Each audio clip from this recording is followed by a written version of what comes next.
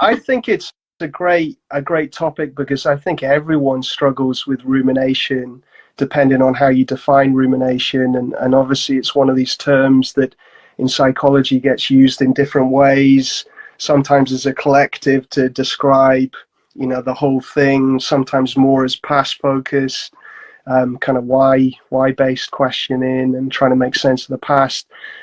So I think, the way I see it is this analytical thinking that sort of takes on a life of its own, and pulls us out of the present moment to some degree. Mm-hmm. And I think everyone struggles with it, don't they, to be honest?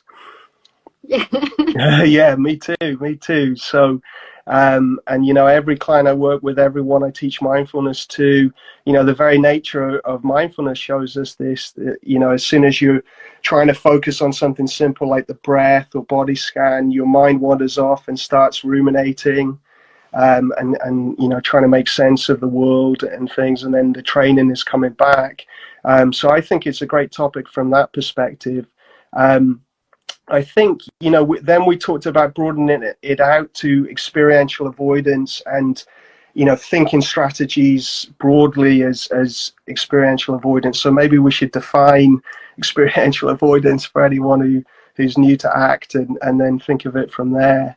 And I think it probably relates very much to, in neuroscience, the default mode network. And, this part of us that is very much a socially focused part of our brain that fires up when we are doing nothing, and was discovered when they were doing neuroscience and people were in a resting state and the brain was very active. And, a lot of people frame that as a network that is, very much thinking about our place in social groups, the story of ourselves, running that and making sense of that. And in a way, that's happening for everyone, really, to be honest. I was reading there's a guy, Matthew Lieberman, who's done a lot of research. Yeah, of course, you know him.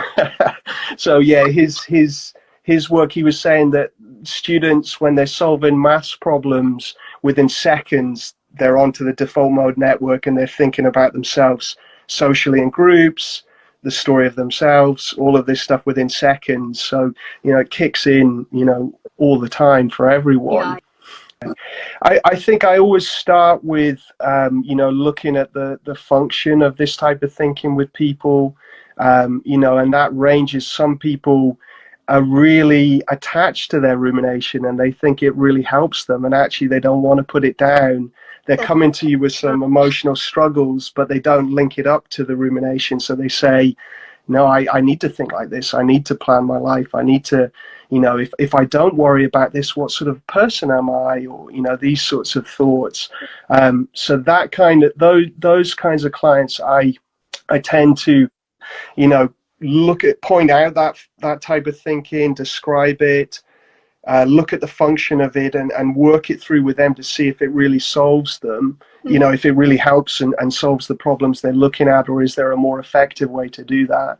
And then the other people who are very aware that it's a problem, and they know that these, ruminative looping of thoughts that pull them out of their life and really, control their emotions are the issue, then normally, that functional analysis, they'll know it has costs right away. They might know why it's, why they do it, what the reward is that keeps it going. So we might do a little bit of that first, and then working on the kind of motivation to change it. What is it costing them? What is it pulling them out of? What do they want their life to be about? The important domains, the values, the goals. So I do that sort of motivational stuff first, because otherwise people aren't going to want to change it. It's too scary and too difficult, and too much part of their personality and things. And then once we're doing that, then the next step, I move into ACT skills, really, and mindfulness skills. So yeah, a couple of tips on that. I won't say too much more, but a couple of tips on that is really learning this skill of observing the rumination, starting to notice it.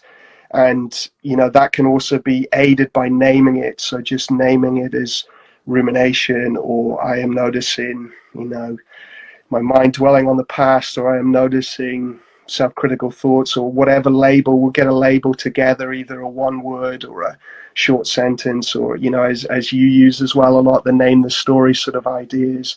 And then work that skill of every time you're in that loop, step back, observe it, or step back, observe and name it, and then refocusing into the present moment, into what you're doing, and doing either that in sort of formal short mindfulness practices or short, you know, diffusion techniques from ACT, short practices like that. Just notice, name, refocus, or just observe and describe, and then, you know, might bring in some other stuff there as well, compassion. Can I say one other thing I would do as well? Please, yeah. One other thing would be, you know, sometimes there are problems in our life, and sometimes these thoughts are pointing us at issues. So in that case, I tend to help people, you know, very much in the spirit of ACT, to do the values-based problem solving, you know, and values-based action planning. So, you know, set a timer, brainstorm potential solutions, cost benefit, pros and cons, pick a preferred example, work it through in an action plan step by step, think about a couple of contingencies, and then moving into action. So the difference between that and worrying or ruminating is that it moves into action super quick.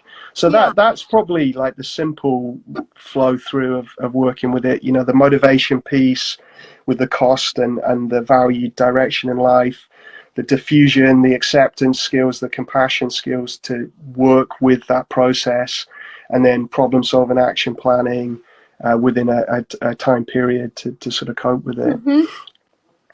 Yeah, and I was thinking about your, you know, the kind of awareness throughout the day of rumination, and I think you're so right. So many people, it's on autopilot and you don't even know it's happening. It just starts and you're in it, and sometimes it comes with high emotion, and then it might be easier to know something's happening. Other times it's lower emotion and it's just running all the time and pulling you out of your life. And, you know, they studied this, right? They did the study, the research was called A Wandering Mind is an Unhappy Mind, or something like that. And it was Killingsworth and Dan Gilbert from Harvard. They did this sampling throughout the day.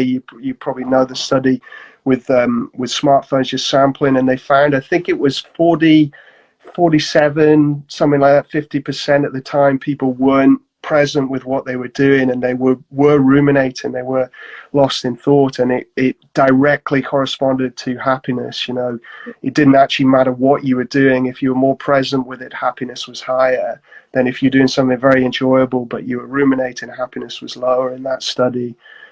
So, you know, I think, to your point, you can actually set a reminder, can't you, to throughout the day, to kind of remind you to check and see what's happening, a bit like that study.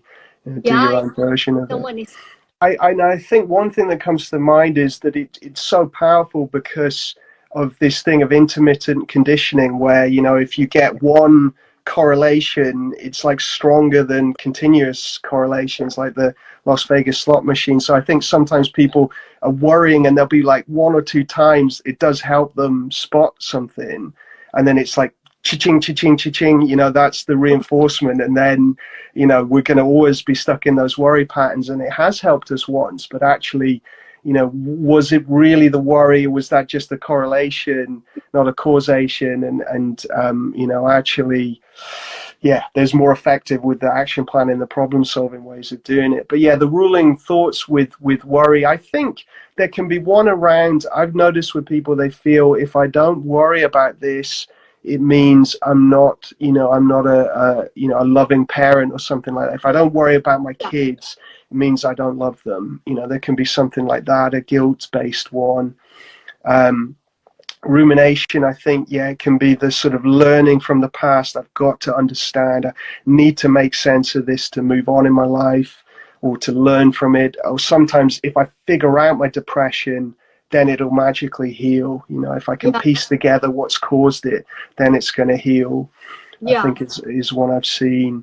And you know, anxiety is I must think of every single thing that could go wrong before I take action. So I have to do this, you know, very wide contingency planning that goes far beyond anything we could really predict or watch out for, and probably others as well, I think.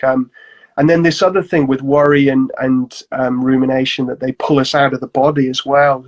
Like those studies that show, we're up in our head, there's less activation in the insula and things like that in the body, within the brain, so it pulls us away from the painful feelings. So if I worry, then I don't have to feel the fear or the sadness or the grief or something like that.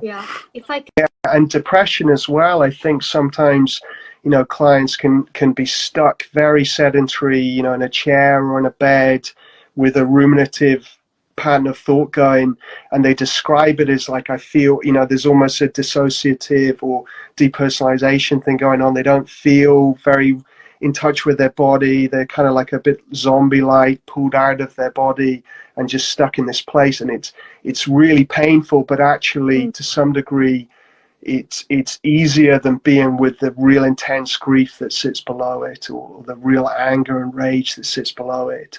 And I think that can also have that social function of making people submissive as well, that if I've got this critical voice or critical narrative making me not take risks, not put myself out there, not be so open and find my place in the group, then I'm much more submissive. And then for our ancestors, perhaps it meant they're not thrown out the group and things. That's true. So I think it comes up with a lot of my clients who are dating. I mean, fortunately for myself, I met my wife before the days of online dating, so I escaped the pain of this. But I've got to know it through my clients and experiencing that. And I think sometimes the rumination, with perhaps more anxious clients, can stop us taking the risk and the possibility of rejection and failure, really. Sometimes my clients, there's a lot of either self-judgment or judgment of others that means they don't take a risk and try, and then at least I'm not rejected, at least I don't have the pain of that. I know this world on my own, in my own life, with my friends maybe, but without dates. So there's that one I've seen people do. And then, the analysis paralysis sort of thing of just thinking, is this the right person? Is it not? Could I get a better person? Could I not? Could I have a better date, better relationship? I think that can be, like you said, to protect against the chance that it isn't the right relationship, or, the fear of the uncertainty around commitment and all of that. And I think people are often trying to learn from past experiences, and shame memories can function like this. A lot of people experience these really painful, shaming memories, and it's often around dating come back, right? And I guess the function of that could be for our brain is trying to learn from that, trying to protect against it, or trying to sometimes I think that makes us submissive. If we remember those shame memories, then we kind of go down in status and become more submissive. So I think sometimes there's multiple functions as well. That's where it can get funny. Or just read 100 reviews and then eventually buy one and it breaks anyway. That's what happens to people often as well. It's partly the choice we have nowadays, isn't it? One thing I wanted to say, if it's okay, before we end, was the thing I think is also tricky is that sometimes people say this is easy. They say stopping rumination is easy, like you could just do it. And you might get that from people in your life who say, oh, just don't think about it, or don't worry about that. How many times have you heard someone say, oh, don't worry, or don't think about the past, move on with your life? But it isn't that easy. And that's where ACT comes in, and mindfulness and things come in, a training methodology to help us do that. I find it really tricky when some of my clients have been told by clinicians, oh, just stop ruminating. And they're like, I don't know how to do that, and actually, can anyone just stop all the time like that? If you could, everyone would be enlightened within, days of starting a mindfulness practice. They'd just be zeroing in on their focus, and they'd be off in ecstasy. But it takes training to do this, so it takes practice. And there's one practice on my YouTube channel dipping into and out the stream, which I think is so useful for training this skill. I think got it from Russ Harrison. He got it, I think, from a paper actually where they were looking at short act interventions for rumination, actually, with, I think it was Francisco Ruiz paper, which you probably know. Yeah, but that technique is so good for this. I think it's one of the best. Yeah. So really, it's built on this framework of activating a positive thought loop first, and then practicing unhooking or using mindfulness, diffusion techniques, ACT techniques to move in and out of that positive thought loop. And when I say move in and out, it doesn't mean turn it off, but step back into observing. So stepping out onto the riverbank, if we use the metaphor of the stream, and then you step back into the stream with something positive, like a nice memory of a holiday or something you're looking forward to, and then you move on to a difficult thought loop, so something you worry about, something you ruminate about, and you go into that and you loop through that, and then you practice moving in and out 20 to 30 seconds in the thought loop, and then you practice something like dropping anchor or notice a name or name the story, or any kind of mindfulness technique to step out. And I think it's like the quickest way to get this skill really nicely. So I